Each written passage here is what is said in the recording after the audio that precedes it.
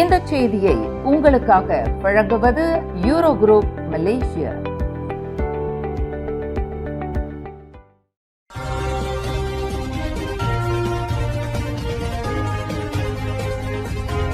வணக்கம். திசைகளின் 5 மணி செய்திகள்.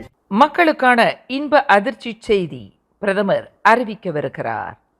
அனைத்து தரப்பு மக்களும் பெரிய அளவில் நன்மை அடையக்கூடிய ஓர் இன்ப அதிர்ச்சி செய்தியை பிரதமர் டத்துஸ்ரீ அன்வர் இப்ராஹிம் அறிவிக்கவிருப்பதாக இன்று கோடி காட்டப்பட்டுள்ளது. வழக்கத்திற்கு மாறான இந்த இன்ப அதிர்ச்சி செய்தியை பிரதமர் விரைவில் அறிவிக்கவிருக்கிறார் என்று கூட்டரசு பிரதேசத்திற்கான பிரதமர் துறை அமைச்சர் டத்துஸ்ரீ டாக்டர் சலேஹா முஸ்தபா தெரிவித்தார்.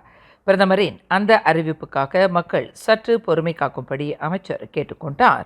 இன்று கோலாலம்பூர் கோக்ரேன் தேசிய இடைநிலைப் பள்ளியில் 2025ஆம் ஆண்டுக்கான கூட்டரசு பிரதேச அளவிலான பருவநிலை மாற்றம் மற்றும் பசுமை எரிவாயு மீதான தலைமைத்துவ திட்டத்தை தொடக்கி வைத்த பின்னர் செய்தியாளர்களிடம் பேசுகையில் அமைச்சர் சலிஹா இதனை தெரிவித்தார். லாரி மோதியதில் 2 இந்திய இளைஞர்கள் மரணம். கடா கூலேம் தமான் குச்சாய் சாலையில் இன்று அதிகாலை நிகழ்ந்த விபத்தொன்றில் 2 இந்திய இளைஞர்கள் உயிர் இழந்தனர்.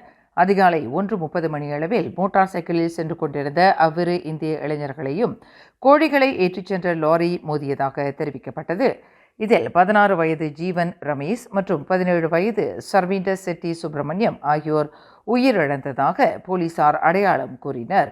லாரி மோதி அவ்விருவரும் சாலையில் விழுந்ததால் பலத்த காயங்களுக்கு ஆளாகி சம்பவ இடத்திலேயே மாண்டதாக கூலி மாவட்ட போலீஸ் தலைவர் சூப்பரிண்டென்டென்ட் ஜுல்கிஃப்லி அசீசான் தெரிவித்தார்.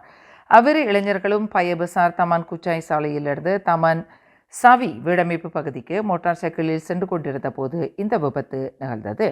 அதிகாலை வேளை அந்த கோழி லாரி அல்மாவிலிருந்து பாலிங்கை நோக்கி சென்று கொண்டிருந்த போது திடீரென்று மோட்டார் சைக்கிள் ஒன்று சாலையில் குறுக்கே நுழைந்ததால் விபத்தை தவிர்க்க இயலாத நிலைக்கு லாரி ஓட்டுநர் ஆளானதாக பூர்வாங்க விசாரணையில் தெரிய வந்துள்ளது என்று சூப்பரிண்டென்டென்ட் ஜுல்கிஃப்லி குறிப்பிட்டார்.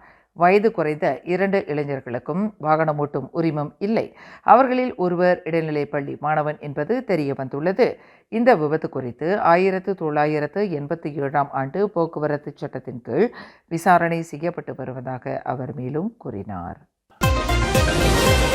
மலேசிய ஊழல் தடுப்பு ஆணையமான SPRM விசாரணையில் இருந்தபோது மரணம் அடைந்த தியோ பெங் ஹாக் விவகாரத்தில் ஜாசிகாவின் முந்தைய நிலைப்பாட்டில் எந்த மாற்றமும் இல்லை என்று அதன் பொதுச் செயலாளர் ஆந்தனி லாக் அறிவித்துள்ளார்.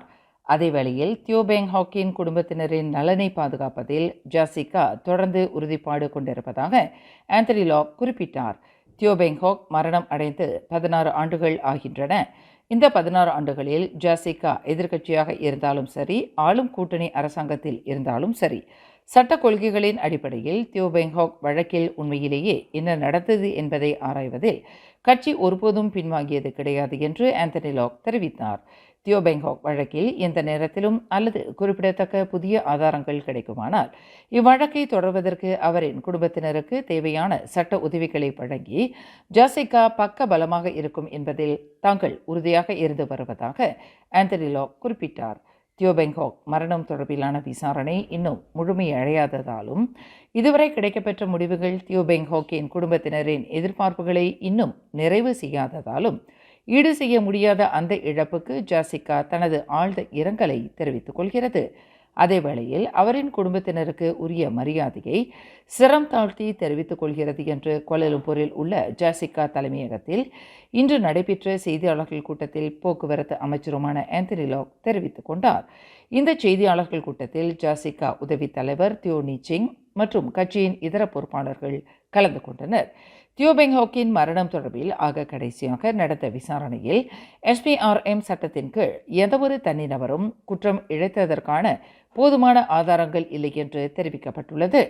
எனினும் தியோ பெங் ஹாக்கின் மரணத்திற்காக அவரின் குடும்பத்தினரிடம் SPRM மன்னிப்பு கேட்டுக்கொள்வதாக அதன் ஆணையர் தான்சி அசாம்பாக்கி நேற்று அறிவித்திருப்பது தொடர்பில் ஜாசிகா சார்பில் ஆந்தனி லாக் இன்று செய்தியாளர்கள் கூட்டத்தை நடத்தினார்.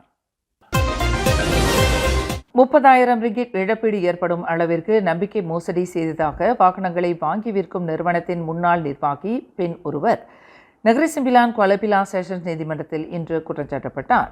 30 வயது எல் சரண்யா என்ற அந்த பெண் நிர்வாகி நீதிபதி யூஸ்னா கடிஜா முகமது யூசுப் முன்னிலையில் நிறுத்தப்பட்டு அவருக்கு எதிராக 6 நம்பிக்கை மோசடி குற்றச்சாட்டுகள் சுமத்தப்பட்டன. கடந்த 2023ஆம் ஆண்டு ஜனவரிக்கும் ஜூனுக்கும் இடைப்பட்ட காலத்தில் நிறுவனத்திற்கு சொந்தமான பணத்தை சட்டவிரோதமாக தமது சொந்த வங்கி கணக்குக்கு மாற்றிக்கொண்டதாக சரண்யா மீது மொத்தம் 6 குற்றச்சாட்டுகள் கொண்டுவரப்பட்டுள்ளன. குற்றவாளி என்று நிரூபிக்கப்பட்டால் கூடியபட்சம் 14 ஆண்டு சிறை அல்லது அபராதம் விதிக்க வகை செய்யும் குற்றவியல் சட்டம் 408வது பிரிவின் கீழ் சரண்யா நம்பிக்கை மோசடி குற்றச்சாட்டுகளை எதிர்நோக்கி உள்ளார். எனினும் தனக்கு எதிரான 6 குற்றச்சாட்டுகளையும் சரண்யா மறுத்து விசாரணை கோரியதால் அவரை 12,000 ரிங்கிட் ஜாமீனில் விடுவிப்பதற்கு நீதிமன்றம் அனுமதி அளித்தது. ஊவாரில் உள்ள பல்கலைக்கழக மாணவி ஒருவரை பாலியல் பலாத்காரம் புரிந்ததுடன் அந்த மாணவியின் காதலனை மிரட்டி பணம் பறித்ததாக 17 வயது இளைஞர் ஒருவர் மூவார் மேஜிஸ்ட்ரேட் நீதிமன்றத்தில் இன்று குற்றச்சாட்டப்பட்டார். குற்றவியல் சட்டம் 384வது பிரிவின் கீழ் குற்றச்சாட்டப்பட்ட அந்த வயது குறைந்த இளைஞர் தனக்கு எதிரான குற்றத்தை ஒப்புக்கொண்டார்.